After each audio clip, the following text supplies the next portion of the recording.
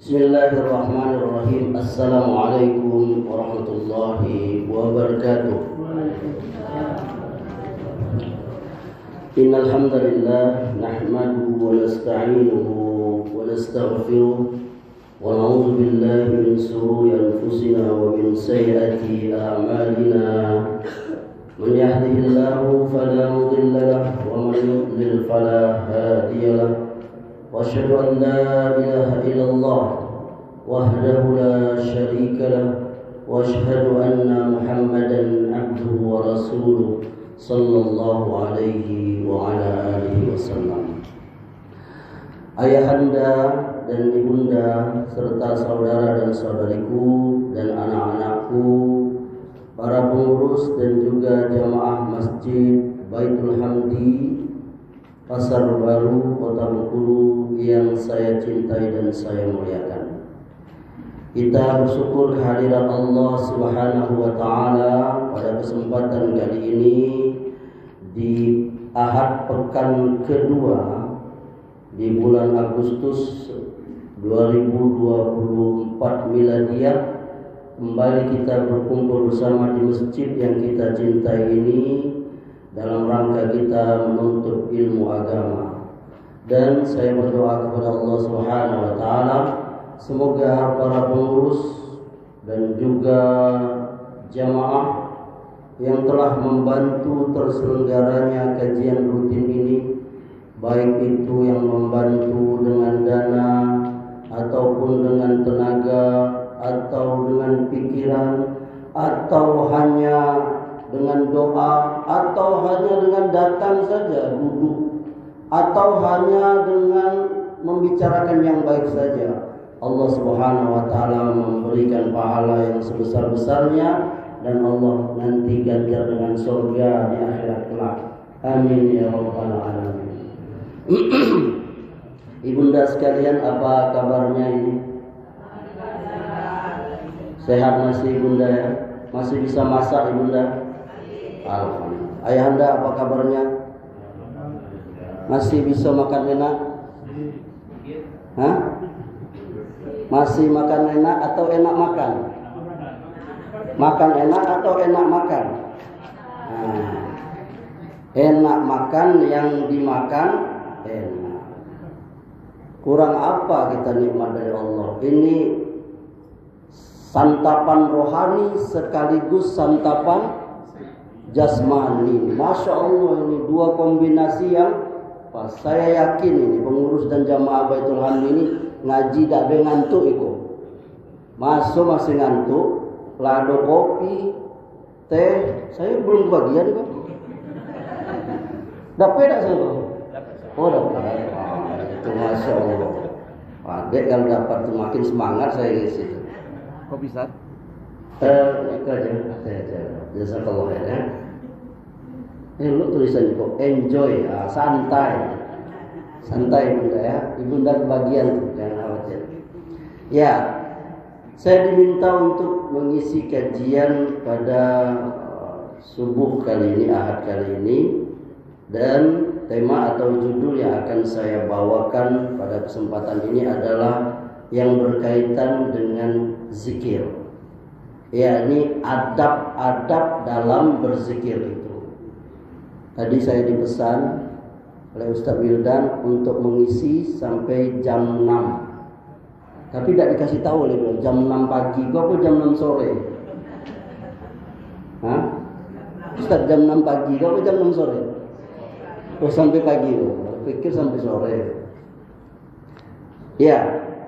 Kalau kita bertanya, Allah Subhanahu wa taala menciptakan kita itu adalah untuk beribadah kepada Allah. Wa ma khalaqtul jinna wal insa illa liya'budun. Kita udah hafal lah ini. Aku tidak ciptakan jin dan manusia, kata Allah, melainkan untuk beribadah kepadaku. Al-Imam Muhammad bin Abdul Wahab dan juga imam-imam yang lain seperti Al-Imam Ibnu Katsir di kitabnya Tafsir Quranul Azim, beliau menafsirkan yang dimaksud dengan beribadah kepada Allah itu adalah mentauhidkan Allah. mentauhidkan Allah.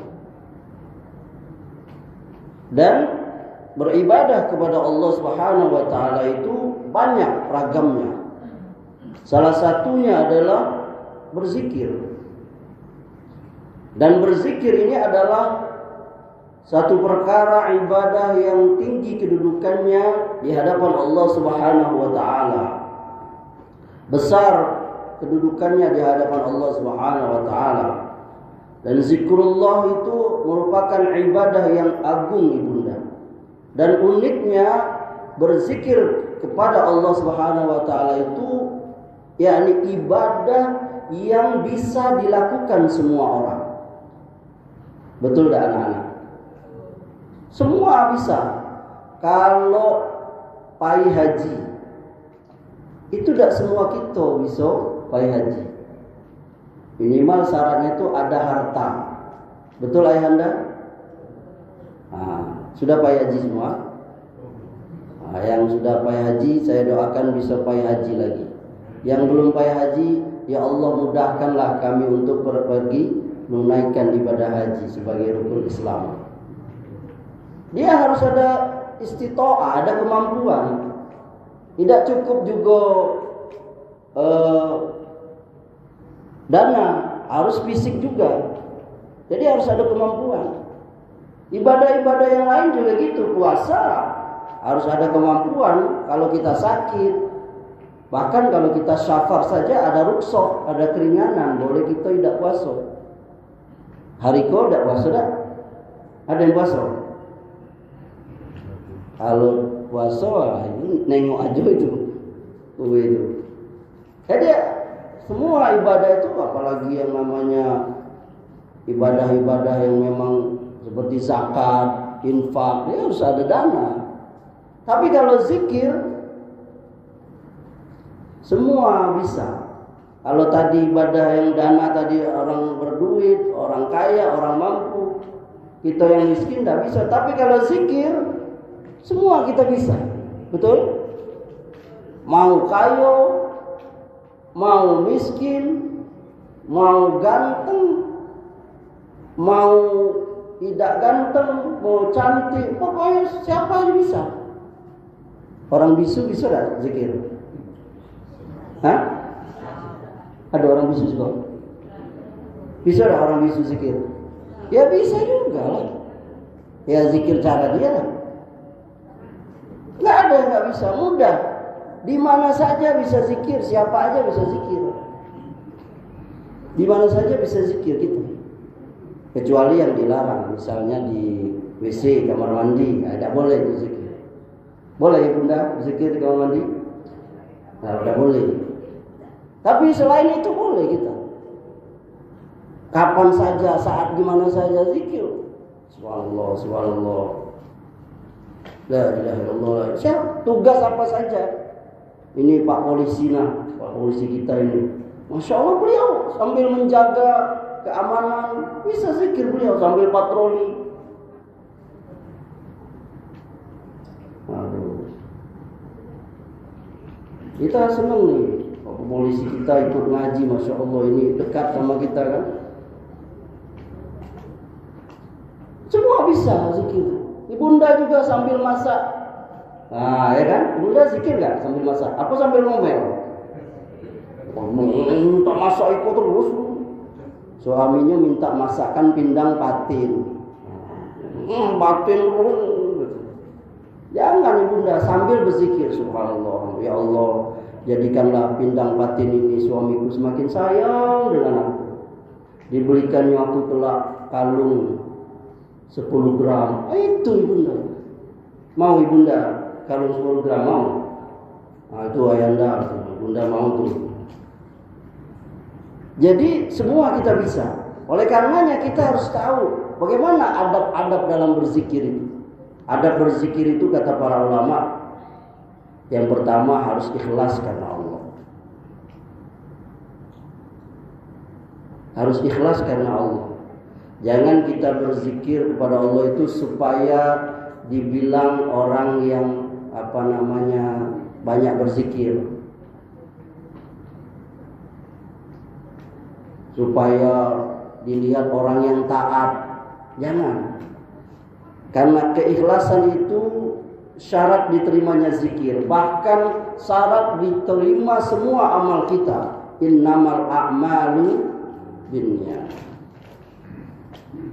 Amal itu semuanya termasuk zikir, syaratnya harus ikhlas karena Allah. Kalau seseorang tidak ikhlas karena Allah, yakni dia riya misalnya, minta lihat orang, atau sum'ah, minta dengar orang, minta puji orang, hilang itu. Bahkan dikatakan riya itu syirik azhar, yakni syirik kecil. Dia melakukan sesuatu bukan untuk Allah tapi untuk manusia. Dia berzikir supaya karena dilihat calon mertuanya. Ini bahkan syarat jadi semua amal kita itu ikhlas. Tidak diterima amal kita kalau tidak ikhlas karena Allah. Kan syarat diterima amal itu beriman. Kalau orang tidak beriman, orang kafir beribadah tidak diterima oleh Allah, Ibunda. Sebanyak apa orang kafir tidak diterima. Syaratnya itu. Dari situ kita tahu kalau orang kafir misalnya dia ngasih hewan korban atau apa, tidak diterima dia nyaman itu. Mungkin dibalas oleh Allah, yakni hanya dibalas di dunia. Allah itu maha adil. Orang yang berbuat baik, mau orang kafir mau orang Islam, dibalas oleh Allah. Cuman bedanya kalau orang Islam dibalas dunia wal akhirah. Orang kafir hanya dibalas di mana? Di dunia. Jadi syarat itu harus beriman. Yang kedua ikhlas. Ini yang kita sedang bicarakan. Yang ketiga harus ittiba. Harus ikut bagaimana Nabi melakukan ibadah itu. Salat misalnya, sallu kama ra'aitumuni usolli, kata Nabi. Salatlah kamu sebagaimana kamu lihat aku salat. Haji misalnya, ambillah manasik, cara hajiku. Seseorang tidak diterima kalau dia tidak menurut Nabi dalam beribadah. Man amila amalan laisa alaihi amruna fahuwa raddun, rawahul Muslim. Siapa yang beribadah tidak menurut contoh dariku, maka amalnya itu ibadahnya tertolak. Yang kedua, memperbanyak zikir setiap keadaan. Karena zikir itu Ibunda bisa menutupi kekurangan ibadah yang lain. Kita sholat tidak khusyuk, itu bisa tertutupi dengan zikir, insya Allah.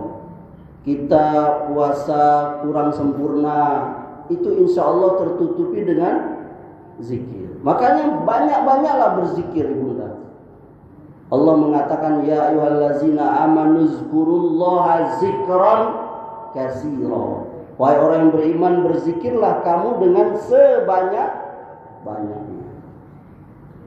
Allah suka dengan orang yang banyak memujinya itu. Kamu kurang jelas ya? Yang itu ini. Oh iya. Yang tinggal Ustaz. Oh iya. Iya.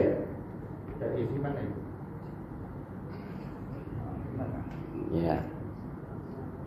Perbanyaklah zikir itu dalam keseharian kita. Tadi ayat yang kita baca itu, ya. Allazina yazkurullaha qiyaman wa qu'udan wa 'ala junubihim. yakni orang-orang yang berzikir saat dia berdiri, saat dia duduk, bahkan saat dia berbaring. Jadi posisi berzikir itu Ibunda dalam segala keadaan. Ayahanda sambil duduk ini bisa mendengar ceramah saya sambil zikir. Subhanallah, subhanallah, subhanallah, subhanallah. Karena ibadah zikir itu bisa kita lakukan di mana saja. Yang ketiga, menggabungkan zikir hati, lisan dan anggota badan. Jadi seyogyanya lah kita menggabungkan zikir hati, lisan dan badan ini. yakni kita zikir hati itu dengan menghadirkan perasaan kita ini diawasi oleh Allah. Allah melihat kita, sehingga kita terjaga itu kelakuan kita itu, fi'il kita itu terjaga. Ini Allah Maha melihat. Walaupun Pak Polisi tidak nengok, Allah melihat. Kebanyakan manusia ketika dia berani melakukan dosa itu saat sendiri, karena dia merasa Allah tidak melihat. Padahal Allah melihat kita di mana saja kita berada. Allah melihat kita. Nah, orang yang berzikir itu harus menghadirkan itu. Yakni dia merasa dia awasi oleh Allah. Ya, lalu dengan lisannya. Jadi zikir itu, bibir itu bergerak Ibunda, bukan diam. Kalau dia melamun itu, ngapo kau amri berzikir lah diam aja. Jadi berzikir itu bergerak.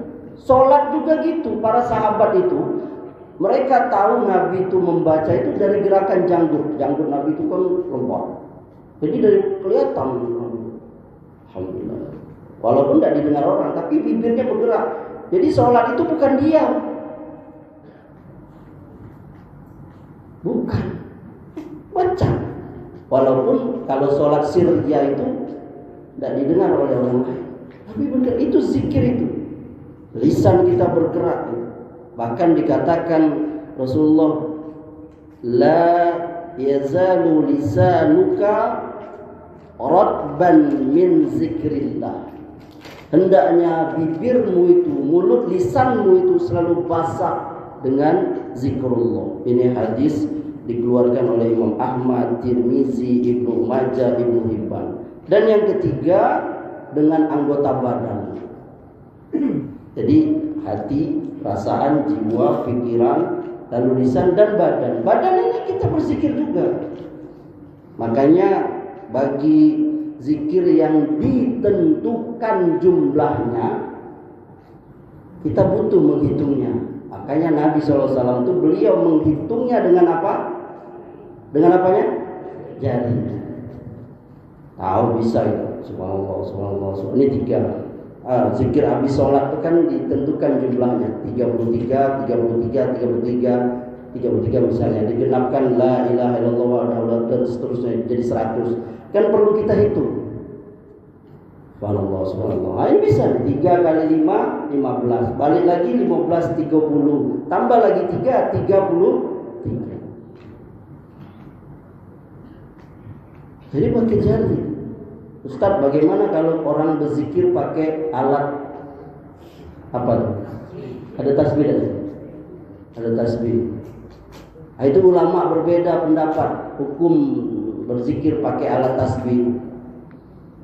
Sebagiannya membolehkan, sebagiannya tidak membolehkan. Saya termasuk yang ikut yang sebaiknya tidak. Ya, karena zikir itu sebanyak-banyaknya saja. Dan juga kadang-kala kita itu disulitkan, yakni dengan zikir itu penyebab orang seperti itu karena dia ngitung-ngitung zikir itu. Padahal zikir yang ditentukan sependek pengetahuan saya itu jumlahnya itu paling banyak 100. Tidak ada Nabi pernah bacalah ini 7.777 kali. Siapa yang sanggup? Pakai alat yang ada alat digital ya, itu aja bisa salah.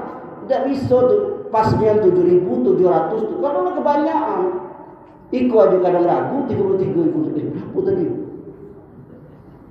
Artinya tadi ayatnya ya ayyuhallazina amanu zkurullah sebanyak-banyaknya zikran katsiran.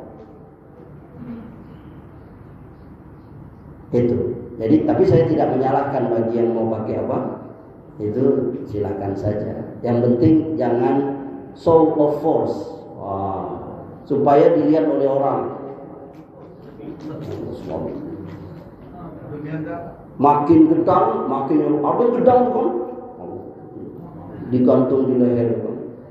Bahkan dulu ibunda tahu kan, dulu waktu saya masih kecil nonton film Susana itu kan. Ada ustaznya pakai tasbih. Allah Akbar. Meledak itu apa? Apa? Tasbih meledak. Wah, idaknya itu.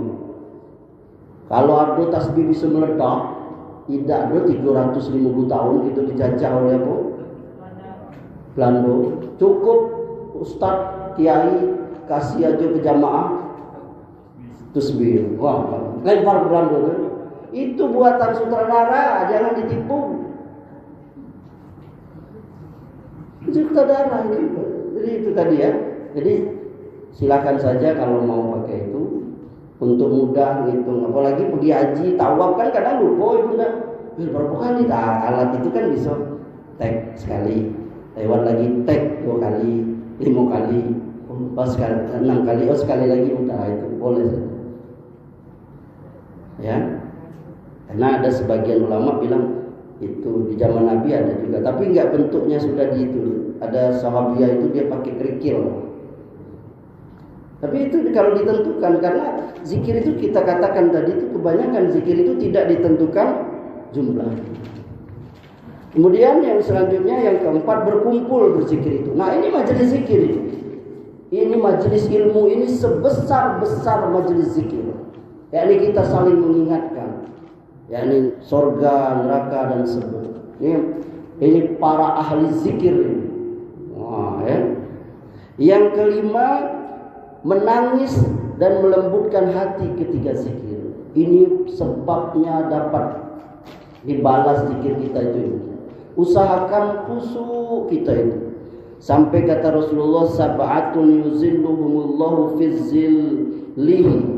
7 orang yang dapat naungan nanti di padang mahsyar. Salah satu episode hari kiamat itu, di padang mahsyar itu kita dikumpulkan semua ibunda dalam keadaan matahari 1 mil jaraknya, dalam keadaan kita tidak pakai pakaian, belum disunat. Itu di hadis itu. Sampai Aisyah bilang dengan suaminya, Rasulullah, ya Rasulullah, aku tidak malu gitu. Kata Rasulullah, semua orang tidak merasa malu karena semua sibuk dengan urusannya masing-masing. Ada yang keringatnya semata kaki, ada yang sebetis, ada yang sepaha, ada yang seperut, sampai ada yang tenggelam dengan keringatnya. Salah satunya orang dari 7 golongan yang dapat naungan pada saat itu, wa rajulun zakarallaha khaliyan fafadat ainahu. yakni seorang yang berzikir kepada Allah, dia menyendiri, keduanya meneteskan air mata. Lihat ini keutamaan orang yang berzikir itu. Nanti dapat perlindungan dari Allah di padang mahsyar. Syaratnya apa? Yakni dia nggak pamer zikirnya itu.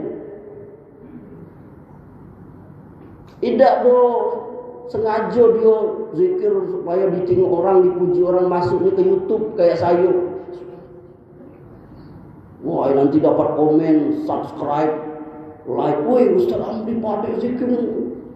Itu ngapus pahala kita.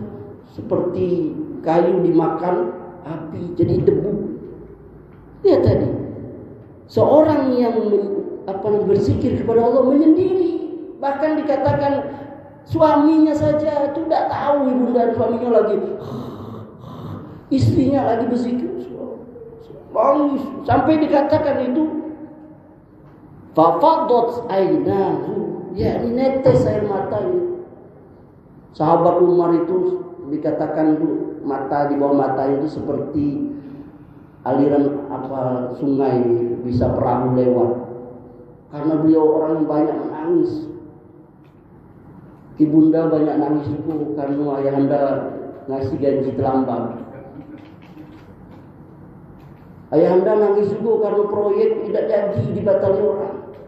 Nah, yang dapat perlindungan Allah, yakni berzikir. Pernah tak ibunda nangis berzikir tuh ibunda? Siapa yang pernah berzikir? Nikmatnya. Saya pernah. Tidak ada ngomong ini pelajaran. Saya pernah. Nangis saya. Ngapa?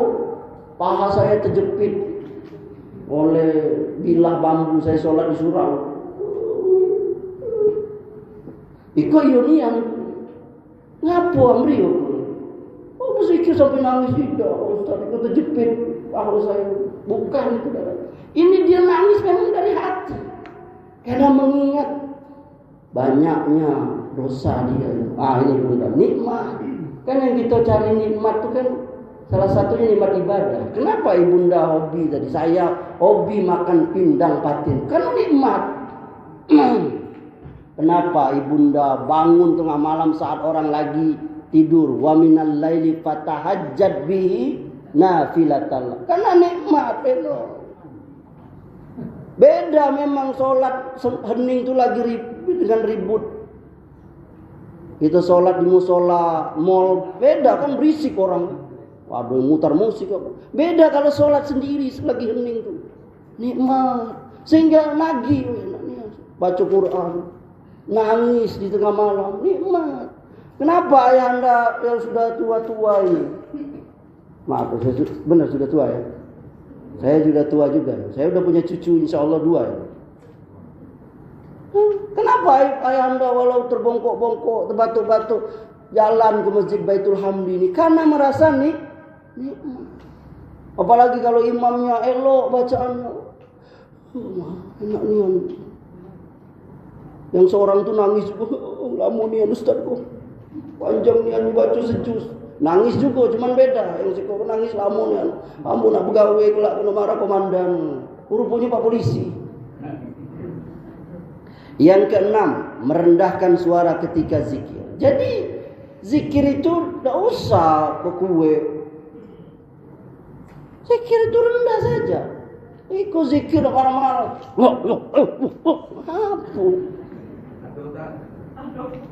Sampai terkejut. Karena saling ngaduk. Woi, ngaduk sana tuh. Bukan ngaduk. Dia saling ngaduk rupanya. Zikir itu ya subhanallah. Enggak perlu panjang-panjang. Sampai kata Nabi, ayuhan nas irba'u ala anfusikum fa innakum ma tad'una asamma wala ghaiban. Wahai manusia, rendahkan suara kalian. Sungguh kamu itu menyeru zat yang tidaklah tuli dan jauh. Allah itu enggak tuli, Allah Maha mendengar. Allah itu dekat, dia dengar, enggak perlu kita. Bahkan Allah itu Maha dekat daripada urat leher kita itu. Yakni ilmu Allah itu. Dia tahu kita zikir. Enggak perlu kita apa? Kue-kue. Sampai terkejut orang di rumah. Masjid mana itu? Coba. Iya, nyegak-nyegak. Kita kalau muji orang aja, maaf Pak Polisi ya, saya contoh Pak Polisi lah. Pak Polisi baik dengan Pak Polisi baik dengan Pak. Pak Polisi aja marah, walaupun muji. Kau kok muji apa ngejek? Beda kalau kita lihat, Pak Polisi kok baik nih. Ini sholat pakai baju dinasnya. Wah, itu pujian, itu benar-benar muji. Apalagi Allah menyuruh kita zikir itu sederhana, nggak perlu. Oleh karenanya yang ketujuh, jauhi itu zikir-zikir bid'ah itu, yang nggak ada sunnahnya dari Nabi Sallallahu Alaihi Wasallam itu. Zikir itu ibadah, nah ibadah itu ada ininya itu, ada standarnya ibadah tuh. Nggak bisa ibadah tuh kau zikir baca sekendak kau, tidak ada bacanya apa. Dari caranya, tadi kita bilang caranya, dari lafaznya apa yang dibaca. Makanya kita juga bersedih ada orang zikir baca Allah. Itu dari mana itu? Karena yang namanya zikir itu dia adalah pujian. Nah, pujian itu kan harus ada, kalau istilah sekarang tuh subjek, objek, predikat. Harus predikatnya harus ada. Apa? Sama kayak maaf Pak Polisi ya, contoh lagi ya. Kalau kita bilang Pak Polisi, Pak Polisi, Pak Polisi, Pak Polisi, Pak Polisi, apa ngece Pak Polisi itu apa? Tidak pujian itu. Sama ya Allah, ya Allah, ya Allah, ya Allah, ya Allah. Tapi kalau kita ngecek, Pak Polisi baik niat. Nah, baik niat itu pujian. Sama seperti subhanallah. Maha suci Allah. Maha suci itu pujian. Allahu Akbar. Maha besar. Maha besar itu pujian. Jadi kalau Allah saja, itu tidak ada pujiannya di situ. Paham sampai sini, anak-anak? Hah? Serius? Siapa namanya, Nak? Semoga Allah menjadikan Parus anak yang soleh dan soleha. Jadi menteri agama nanti ya. Sudah hafal berapa juz? 1 juz, Masya Allah. Saya udah bawa dompet puluh itu. Lah, pengurus saja ngasih ya. Tidak sama pengurus ya. Saya udah tinggalan puluh dompetnya Pak Ustadz tadi. Kalau bawa dompet, Pak Ustadz kasih hadiah tadi. 5.000. Jadilah ada 5.000 dah. Jadi zikir bid'ah itu tinggalin lah. Apain? Kita dikeceknya oleh orang-orang itu tuh. Saya tidak jemput siapa lah itu ya. Itu orang yang zikir subhanallah itu katanya orang awam tuh. Zikir yang hebat tuh Allah Allah. Bahkan ada yang lebih pendek lagi, lebih tinggi lagi. Huwa tuh dia. Siapa dia tuh? Huwa. Mana? Nabi tidak ada hadisnya tuh. Huwa. Bacalah kata Nabi. Huwa. Hadis Bukhari tidak ada. Nanti kita bahas. Ada lagi yang lebih tinggi lagi. Hu. Apa itu? Dia siapa itu? Ada yang ngapalin zikir itu? Ada? Berhentilah itu. Danyo itu. Siapa yang kau ngecek? Dia itu siapa? Zikir itu lengkap. Subhanallah atau alhamdulillah atau Allahu Akbar. Nah, itu kalau kita panjangkan tuh luas sekali, itu ada pembahasan khususnya. Yang ke-8, memperbanyak Al-Qur'an. Nah, ini udah tahu lah ya. Sebaik-baik zikir itu adalah baca Quran. Bahkan baca Quran itu ibunda yang sering baca Quran. Ini saya lihat nih wanita-wanita Quran semua ini. Wajahnya wajah Quran semua. Sehari kayaknya ibunda nih 1 juz dah ibunda dah. 3 juz. Masya Allah 3 juz, Masya Allah. Wajib tuh. Dibaca nian kan? Bukan awal sampai akhir aja, tidak kan? Memang insya Allah. Juz pokat. Baca Quran ibunda ya. Allah balas 1 diganti 10. Aku tidak mengatakan alif lam mim itu 1. Alif itu 1, lam itu 1, mim itu 1. Masing-masing dibalas 10. Jadi 30. Kemudian memperbanyak zikir-zikir yang maksur dari Nabi SAW.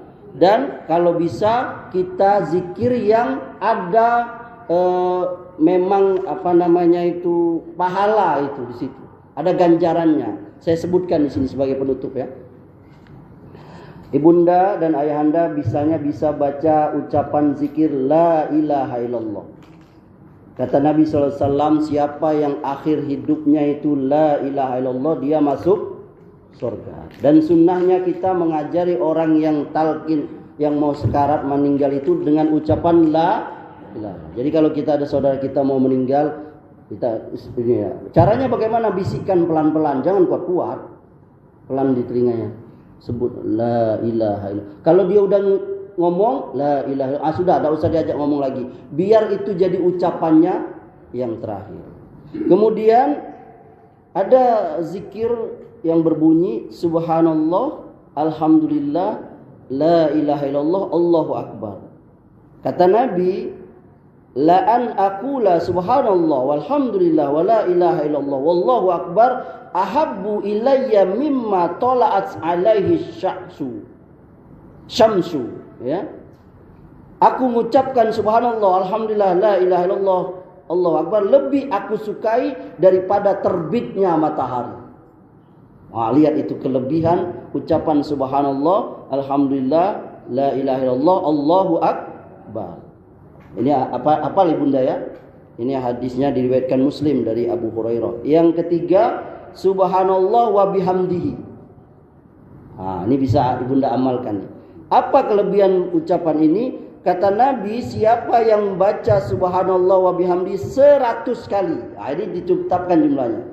Dalam sehari diampuni dosanya meskipun sebanyak buih di lautan. Ini hadisnya riwayat Bukhari, Muslim dari Abu Hurairah juga.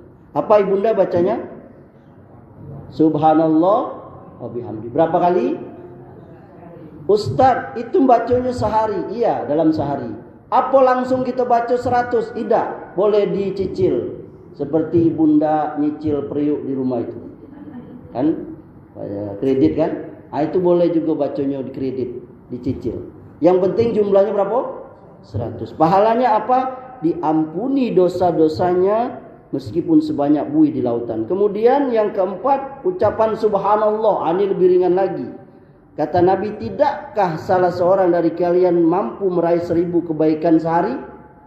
Kata sahabat, bagaimana kami bisa dapat 1000 kebaikan itu? Kata Nabi, dia bertasbih kepada Allah 100 kali. Maka ditulis baginya 1000 kebaikan, dihapus 1000 dosa. Yang keenam, la haula wala quwata. Kata Nabi, maukah kamu aku tunjukkan di antara harta dari harta-harta di sorga? Yakni ucapkan la haula wala quwata. Kemudian yang keenam, ucapan subhanallah, zikir subhanallah wa bihamdi subhanallahil azim.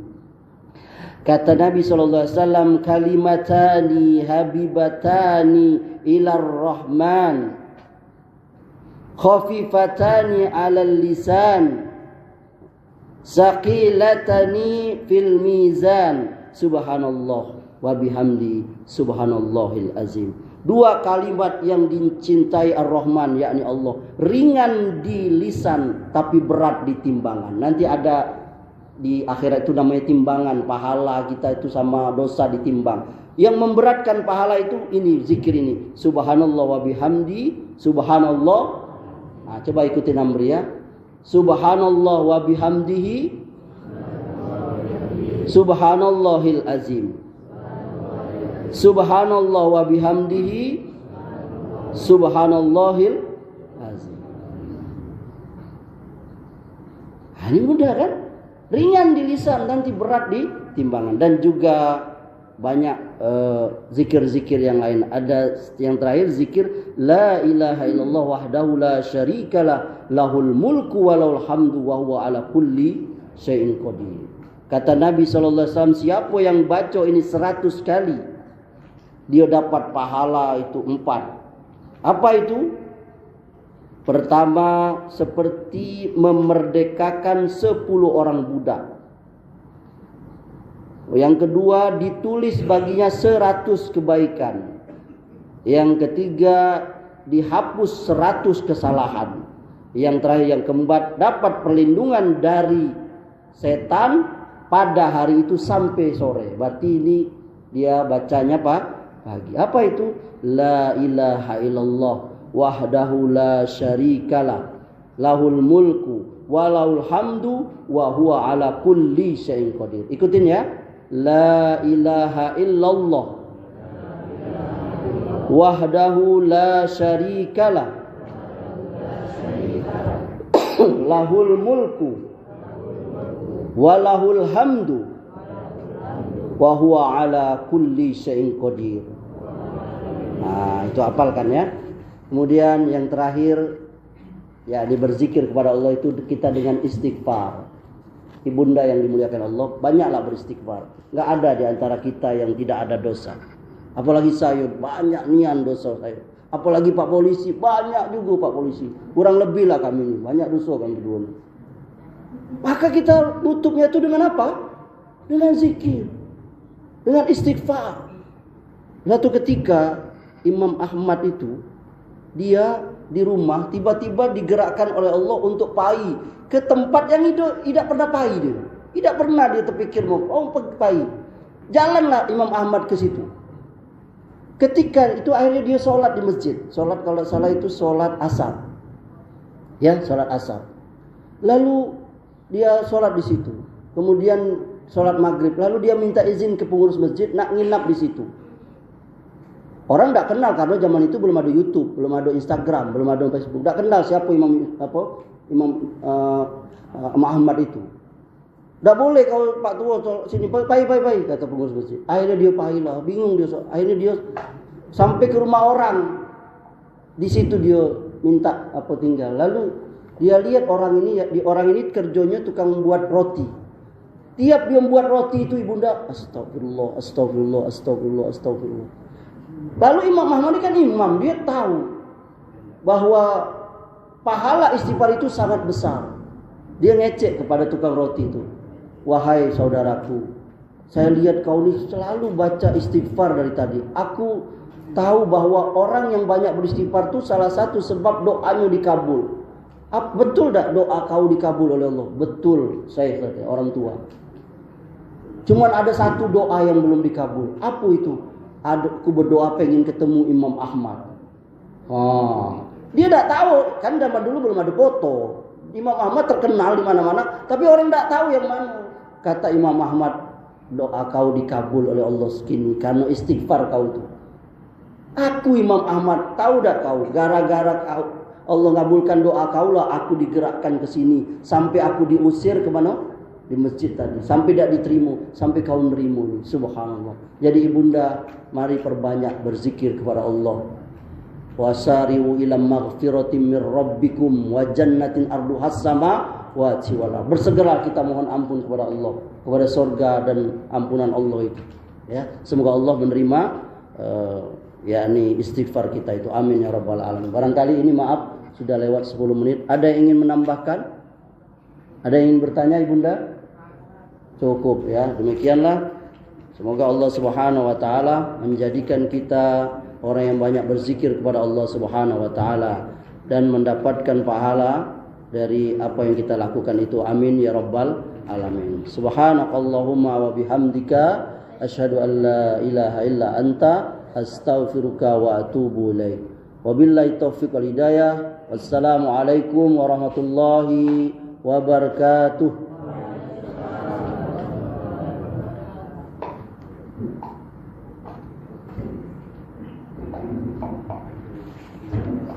Alhamdulillahirabbil alamin. Semoga